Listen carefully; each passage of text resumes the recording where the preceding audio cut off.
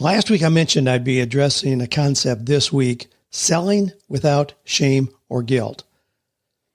Now this addresses a recurring question and theme where too many of you think the only way to help others is to give them things.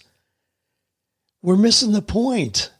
We really are. We're going to unwrap this today in a way that may be surprising to some. I'm going to start with a scripture right out of Proverbs. We're going to break it down. I'm going to blow your minds in looking at this in a new way. This is the program for you. Now here's your host, Dan Miller. Well, welcome into a brand new year. Hey, we are really rolled into 2022. Can you believe it? We got through 2021. Here we are, a brand new year. You know, there's something magical about new beginnings. No matter what has happened, good or bad, just having a new beginning gives us a fresh start. I hope you feel that way. I hope you have positive anticipation about what's going to happen. I mean, the mindset of anticipating positive things is more important than what's happening in the economy, what's happening at your job, in the government, the White House, all those things. No, your anticipation, your mindset is what's going to determine what this year looks like. And I know you're on board to make it a great one.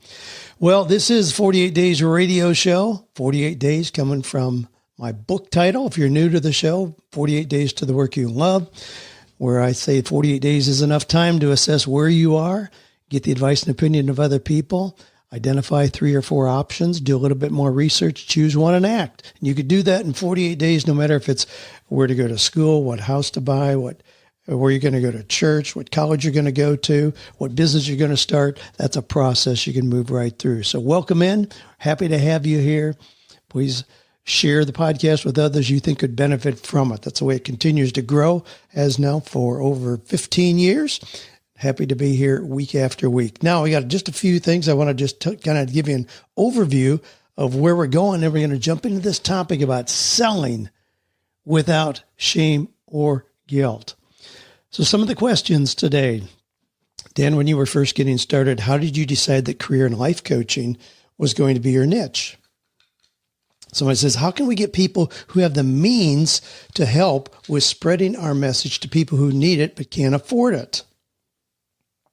Dan, how do you get someone to join your mission? Somebody says, I have a dream of opening a breakfast cafe with a limited menu that could serve as a location for people to gather for Bible studies. Hi, Dan. I'm seriously considering real estate investments in 2022. I know there are many ways to invest in real estate, but I want to choose the option that allows me to invest my time going on missions trips. All right, now it's pretty easy to see a theme there.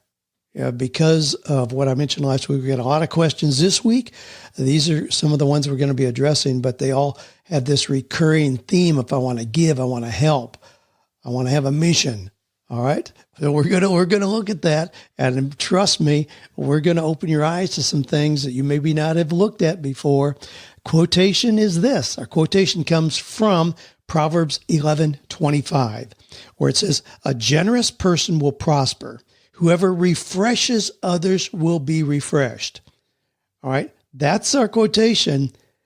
But when we get to developing that, I'm going to read you the very next verse, and that's where it's going to blow your mind, because it's going to be a startling switch on what you thought it meant to be generous.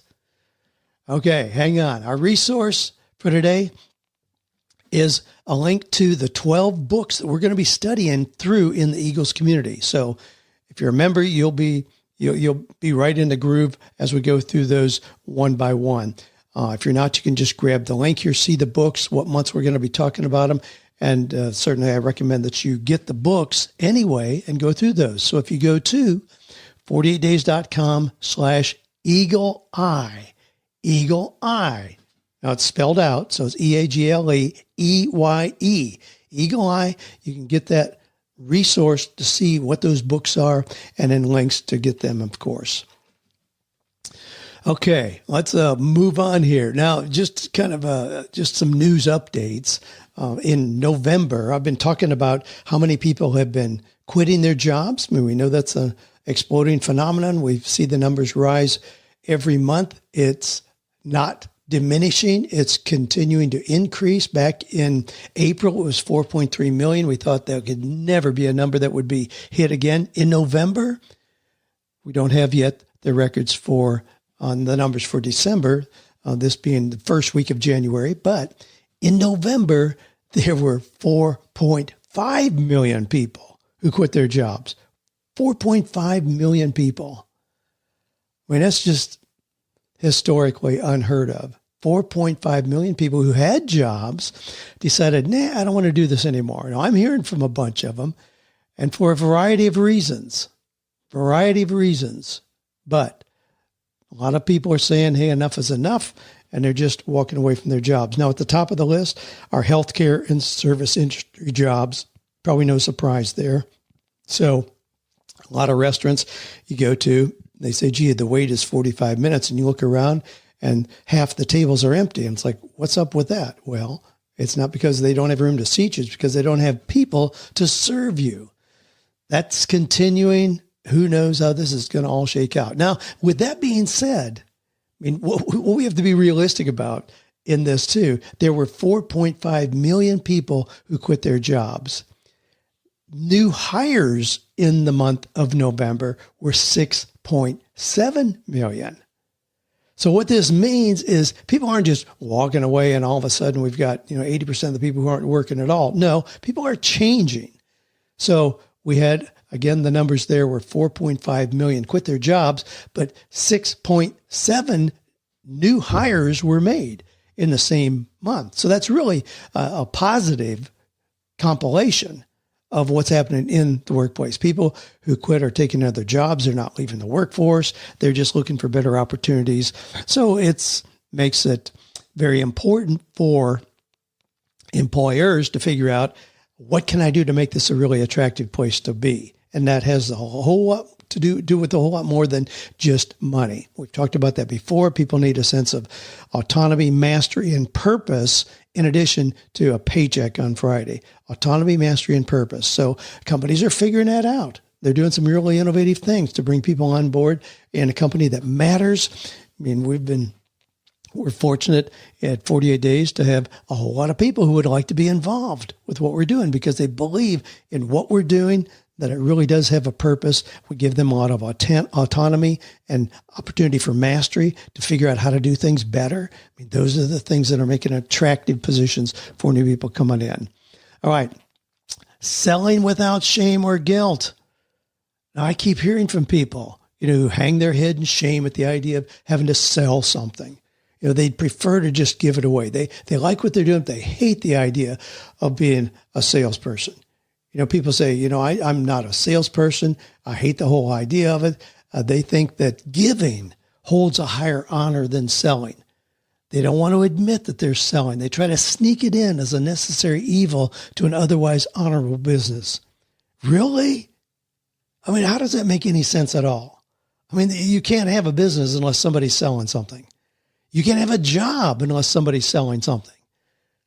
You can't get people to show up for your Sunday school class and you're selling the idea of doing that. You can't be a teacher without selling people on the concepts that you want them to learn and absorb. I mean, it's mind-blowing to think that you can have anything that is productive in any way if somebody is not selling something. So in Proverbs, Solomon said that if you have something good to offer people, you have a moral obligation to sell it to as many people as possible. So let me ask you a couple questions here. Do you believe in yourself?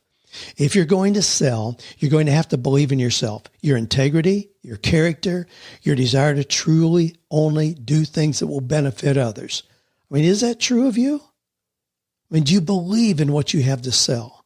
If you're selling something you don't really believe in, then you will rightly feel like you have to manipulate and con people into buying it and hang your head when you hit the pillow at night.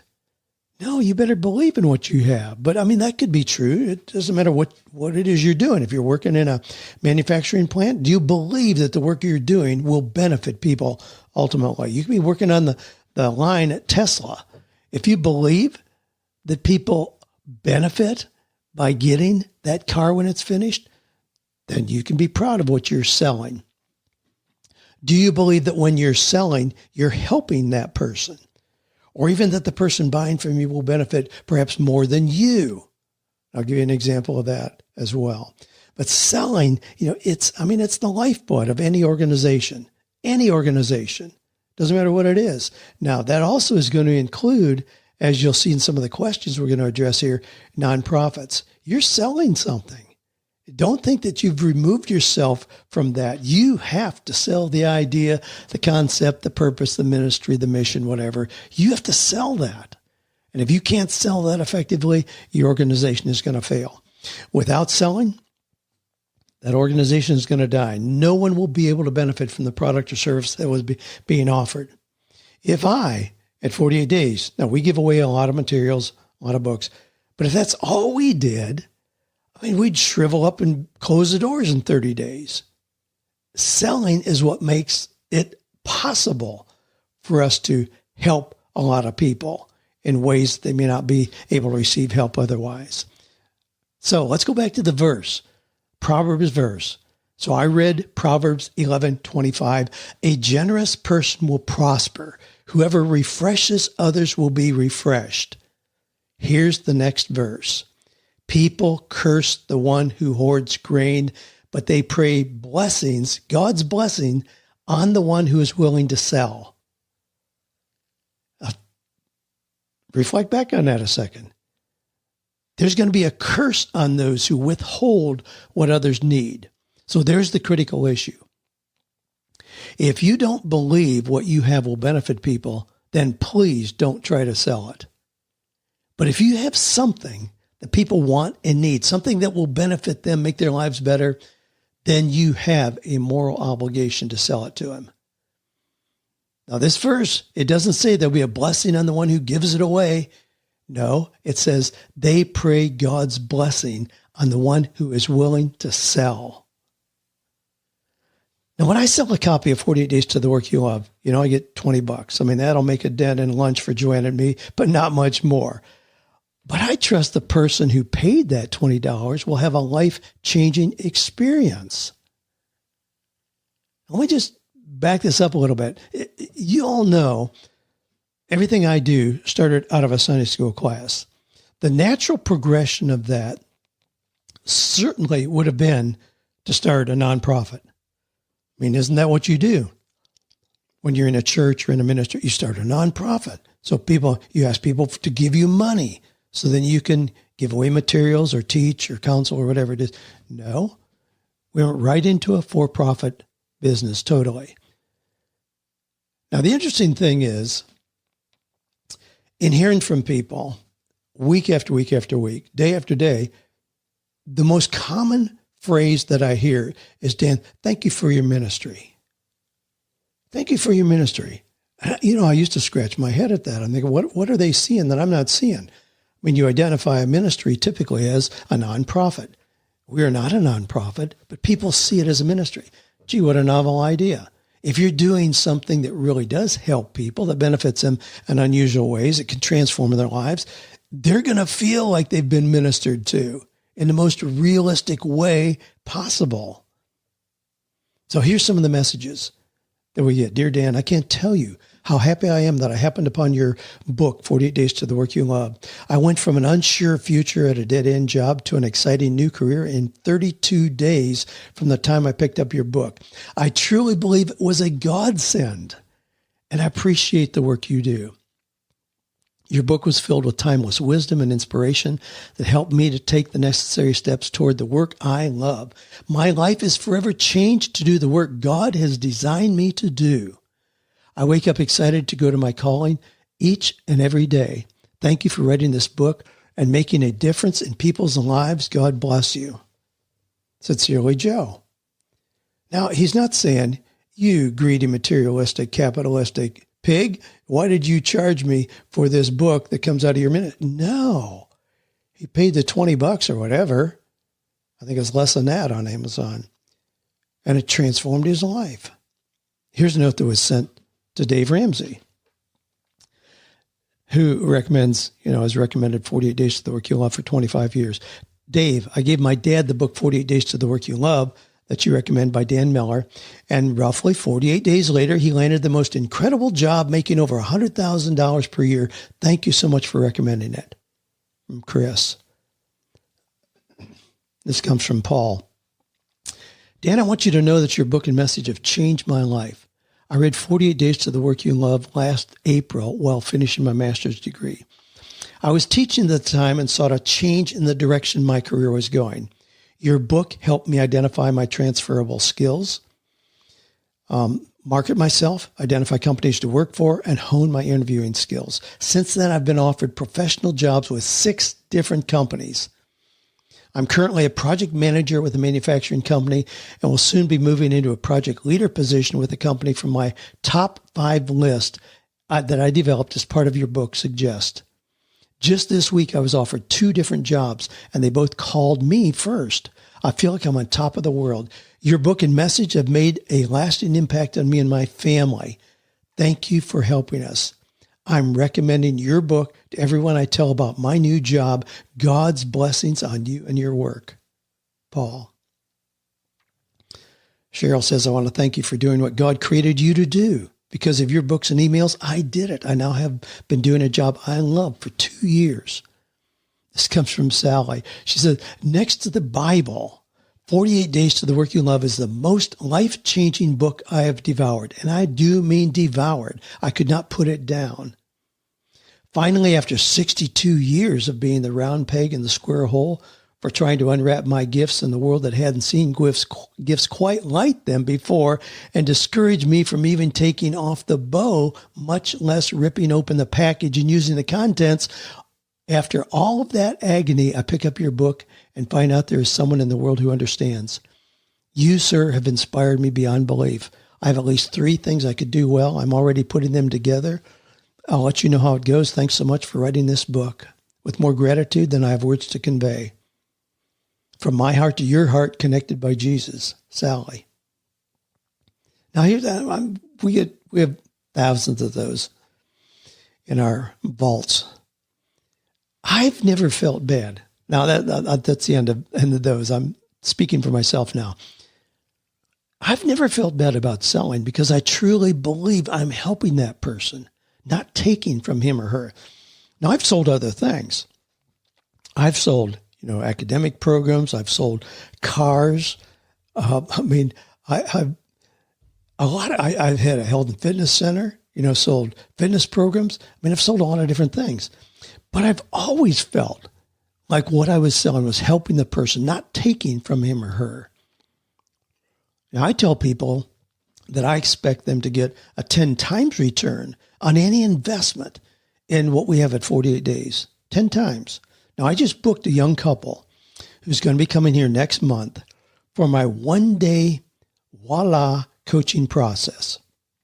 You can see what that has if you go to 48days.com/experience. It's there. Voila. 1 day, $7,500. This couple helps couples in their struggling marriages. Now, obviously, they're not giving away their valuable, biblically based help. And obviously, I expect them to add an extra $75,000 to their income this year as a result of coming here and making that investment.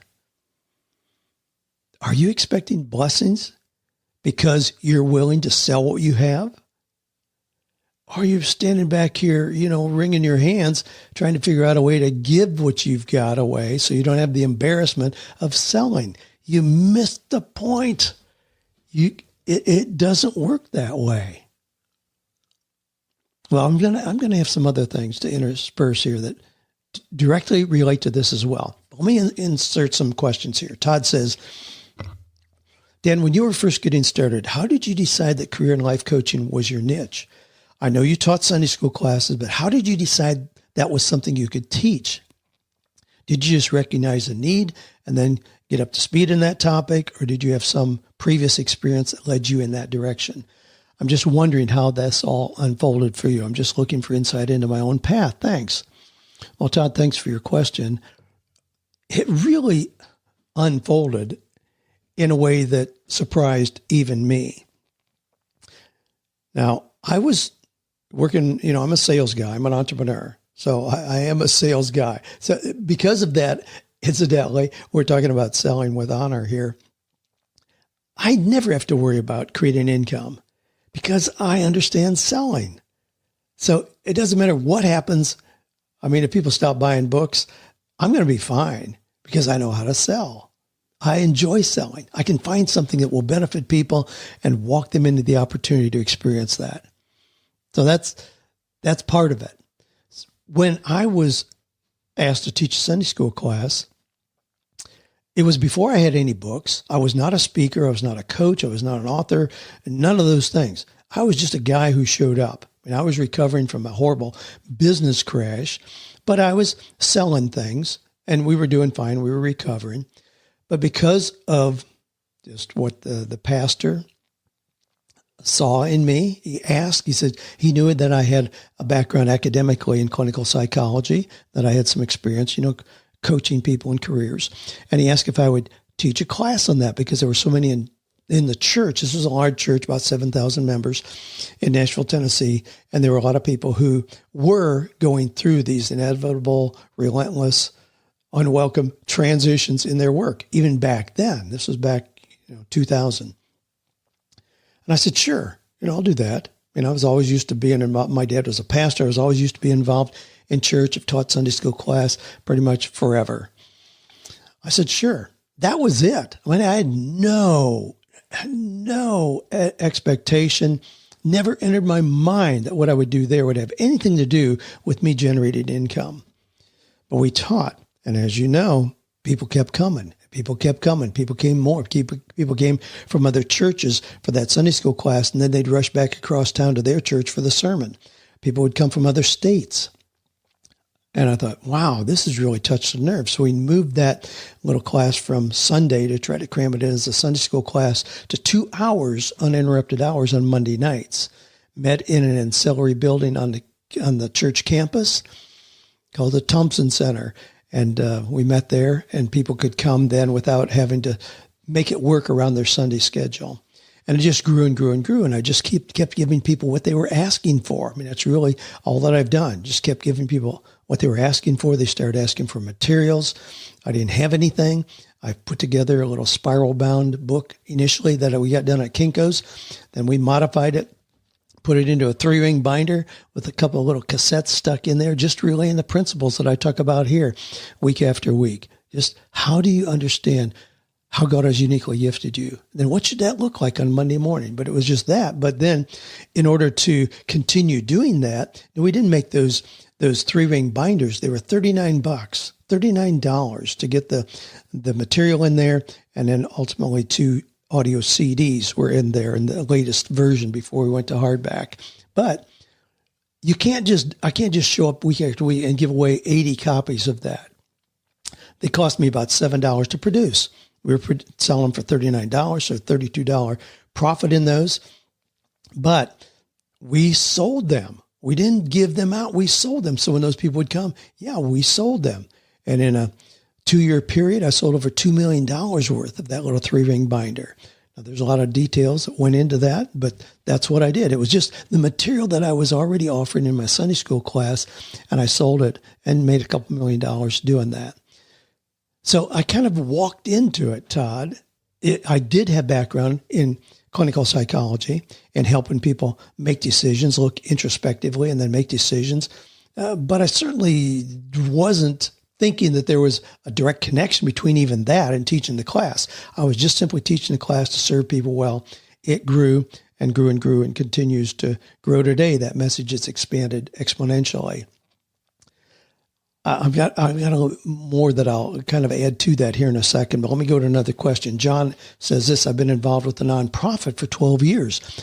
I've written 3 books, podcasts, radio shows, interviews, still no progress. How do you get someone to join the mission? I need an editor, a marketing person, a web person, and I'm unable to pay anyone. How can this work without more help? And this is not my primary job. It's my passion, my mission. I just want to quit. Maybe it's not what God's plan is for me. All right. Now, John, I went to your site. You've got content for moms, for dads, for families, for organizations. You've got the family center that you can rent out for events and conferences. You've got everything in place to use the same kind of process that I've used, just make content available. You can do live events. You can do, seminars and workshops. You can have courses that people go through, ancillary materials, guidebooks for the books that you've got out there. This ought to elicit speaking opportunities for you so you can speak on the message that's near and dear to your heart. And for that, my standard speaking fee is $10,000. I'm not in the high ranks, but I don't look for those opportunities. But when it comes, that's typically what I get. So you could do that. There's so many things that you can do, and things that I've done with the 48 Days message. You're perfectly set up to do that. But what I see when I go to your site, when I hit your site, the first thing I see, the big, bold, red box, we need your help. We need financial support to continue. Although we have been working on many great programs that cost money, please consider a one-time donation or monthly donations. Donate here. That's the first thing I see, John. That's like, walking into a party, you see a pretty girl and you walk up and say, will you marry me? You don't do that. There has to be, again, I want you to frame this as you are selling something. You're selling your mission. And if people are going to part with their money, you have to go through the same process as if you're selling houses or cars or furniture or jewelry. So the process is develop rapport and trust with those people. You need to do that. You need to give them a sense of who you are, why they can trust you. What's the reason they might be interested in what you're doing? Lead them gently in so they become regular consumers of your content. They love your books, the things you're providing. They'll recognize what you need to keep things going. But I would love to see you even move away from the idea of donate here. I don't have a donation button on 48 Days, but I've got courses, books, seminars, the Eagles community, my mastermind, coaching, links to other things where I get a referral fee. There's lots and lots of things that are generating income from my mission, my passion. You can do the same. You're set up, but it just, I think it is really off-putting to go to your site and the first big thing you see is we need your help. Well, I need your help at 48 Days, but I don't present it in that way. Please give to me so I can continue helping people to elicit the kind of testimonials that I just read a minute ago. It just is an unrealistic approach. Frame the things you want people to understand about your message in ways that they invest in the process to experience that message. And you can do that. You've written 3 books. That's a great foundation for sharing a message you're passionate about. But those books aren't going to be the source of your income. Those books introduce people to who you are and to other things that you have where they can invest, more than the $15 for a book. Now, Dow asked a question, had an audio question, and in essence, he was saying, how can we get people who have the means to help with spreading our message to people who need it but can't afford it? All right, that's a reasonable question. How can I, when I have somebody from a transitional house in Kansas City helping moms who have been on welfare transition back into the workplace, and she wants 48 days to the work, you'll have material to help them. She's like, I don't have a lot of funds, but what can we do to get a bulk order? And I'm like, how many do you need? And I think she said like 50 would give her a long time supply. I said, what's your address? They'll be on their way tomorrow. We send them things like that. How are we able to do that? It's because we have other parts of the business that are very, very profitable that allow us the margin to be able to give in unusual circumstances like that. Absolutely. Now, this whole idea of just thinking that giving is the most honorable way to help people and that you just, no, there's a remarkable white paper out there, and I'm sure you can find it. It's titled Stop Helping Us, written by my friend Peter Greer, who's president and CEO of Hope International. Stop Helping Us. He, as the head of a big international organization, discovered they're simply making people dependent on them. Instead of giving them reason to hold their heads high and take pride in being able to provide for themselves and their families, now they're crippling people by just giving to them.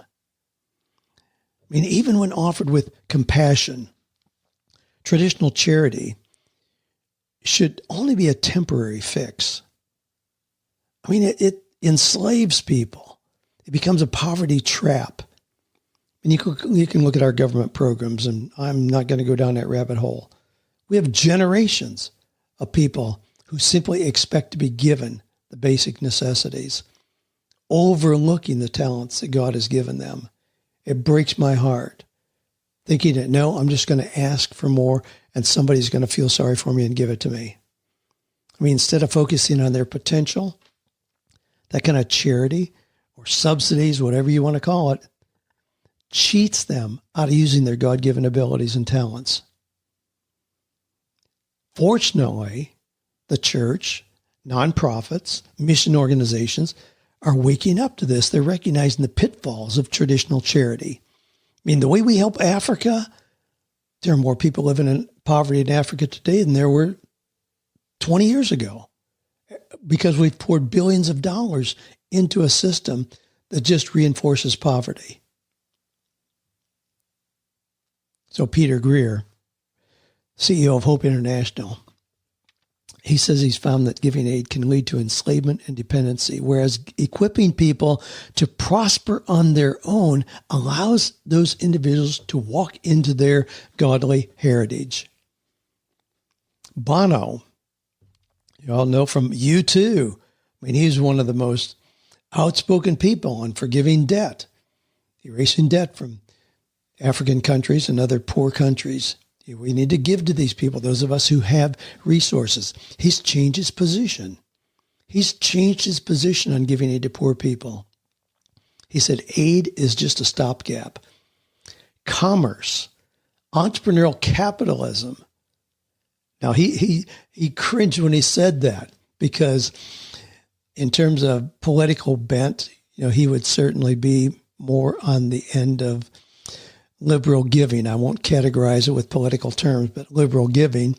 And one of the those who might raise their eyebrows at capitalism.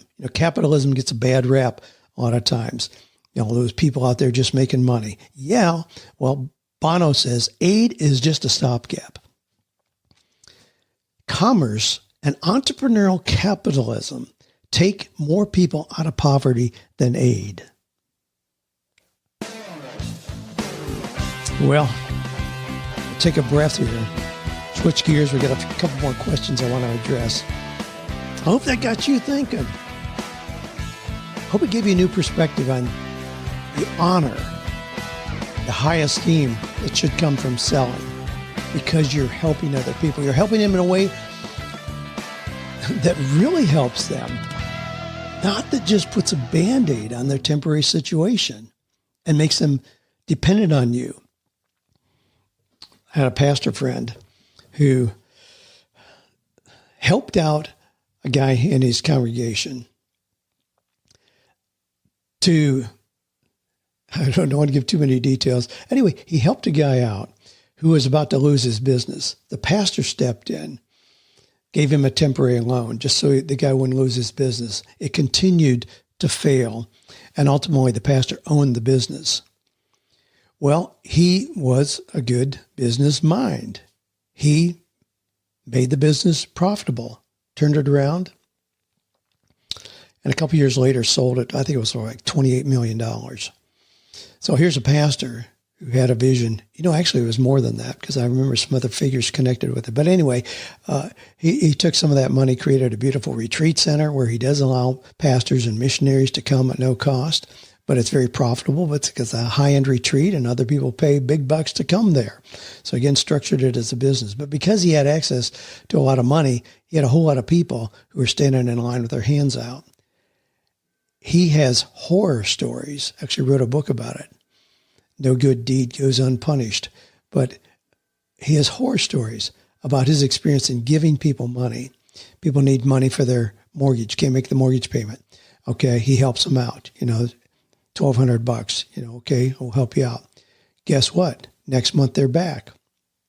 He's like, no, wait a minute. I thought that was just a temporary thing. Well, we can't make the mortgage payment this month. And the way that they turned angry and hostile and hateful when he cut that off. I mean, that's what you do. Now, here's the process that this goes through, and that I really am going to move on. There's a process identified in the paper, the white paper, Stop Helping Us. 5 stages in this.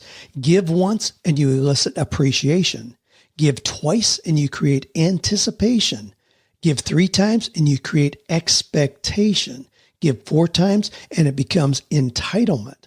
Give 5 times and you establish dependency. I'll put that in the show notes. That is just so profound and such a predictable pattern to walk right through that. All right, Chris says, Dan, I look forward to listening to your podcast every week. Your stories and the information you provide are encouraging and inspiring. I am 50 years old, recently moved my family from Texas to Idaho to be closer to the mountains and to enjoy the great outdoors. I'm fortunate to work for an employer who has allowed me to work remotely from my new location. I'm a designer for a civil engineering firm. I love having the freedom to work from home, but I still feel like I'm a slave to my job because of the workload and my own feelings of having to continually come through for the company, even at the expense of my own personal time. I've always been a hard worker with a great work ethic. My employer often tells me he wishes he could clone me. I'm struggling with the feeling of being stuck in a rut, have been for several years. I have some endeavors I'd like to try. I've always enjoyed fiction, dabbled in writing. Also have a dream of opening a breakfast cafe with a limited menu that could serve as a location for people to gather for Bible studies. I was blessed to meet with a dear friend weekly for over 12 years for coffee, breakfast, burritos, and fellowship. I want to create an environment that draws people together for food, faith, and fellowship. I've learned a lot from your podcast, and my confidence has been boosted by the accomplishment of relocating my entire life across the country. I realize I'm not too old to make a change, but I recognize that I need more clarification and guidance. What would you suggest I do to get the ball rolling? Love your show. Love you as well, Chris. Well, thanks, Chris, for your kind comments and sharing your story with us here. 50 years old, moved from Texas to Idaho to be closer to the mountains. All right. You described that you're a designer for a civil engineering firm. So I'm assuming from that you create significant income, certainly enough to move your family across the country as you did. So I'm certainly not going to recommend you burn the bridge there. But as you hear me talk repeatedly about using 15 hours a week to do something on the side, yeah, you can do that. Sounds like you're in a great place to do that. So 15 hours. What would that look like? Well, you say that you like to write. You've dabbled in that. Well, you can do that, again, as a message to share what it is that you really have available that you can draw people into for things beyond that. Writing itself is probably going to be a hobby unless you see that book as a messenger to lead people into a bigger scope of things that you have to do. Now, when you say you want to have, you'd love to have a little breakfast cafe. Fantastic. Scope out places where you live. What would that look like? Our buddy Ray Edwards has a coffee house out in Seattle that he and his son have a lot of fun with, and it gives them an opportunity to meet a lot of people and do a lot of cool things with them. You can do the same. I mean, certainly you can do that.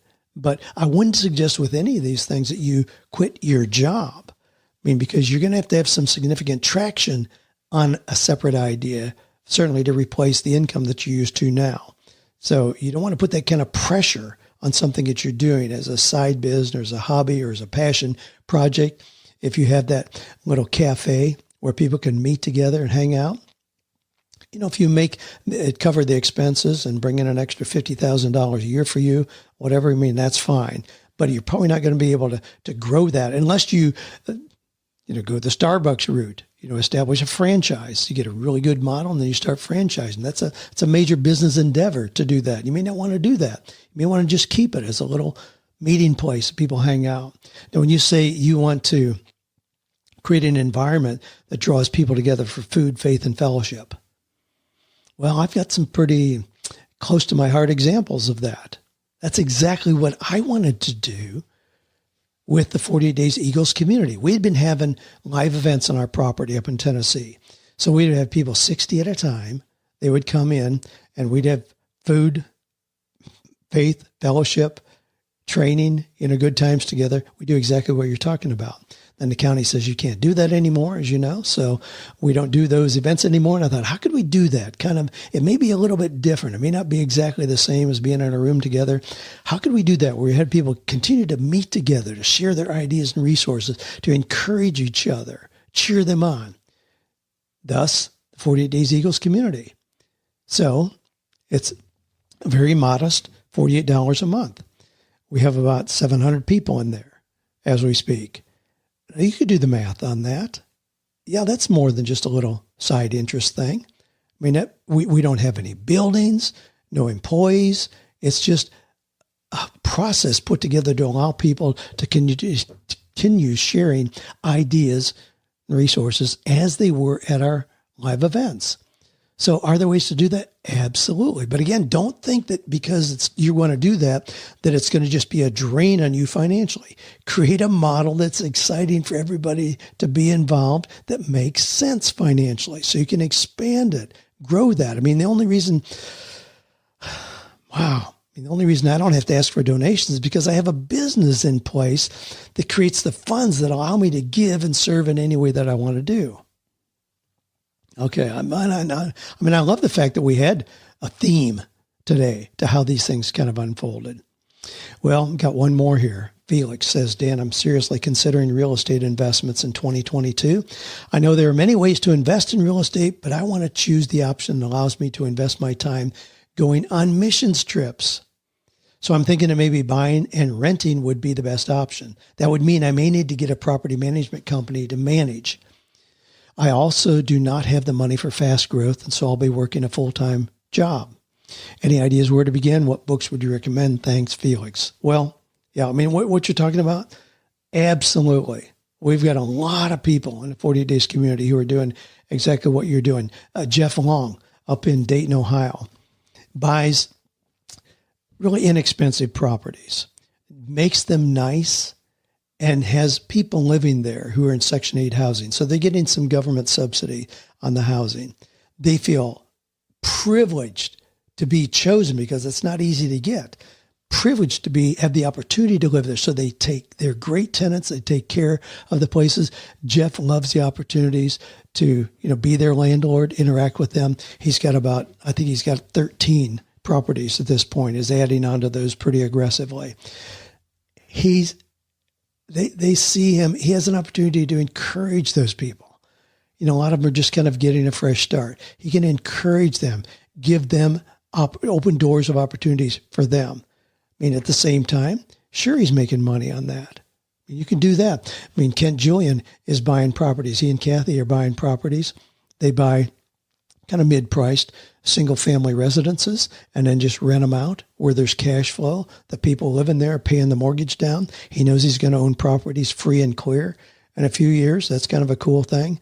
But at the same time, again, the relationship is not just a transaction. You give me money and no, it's, wow, we want to help you in a place that you're really going to love living at a reasonable rate.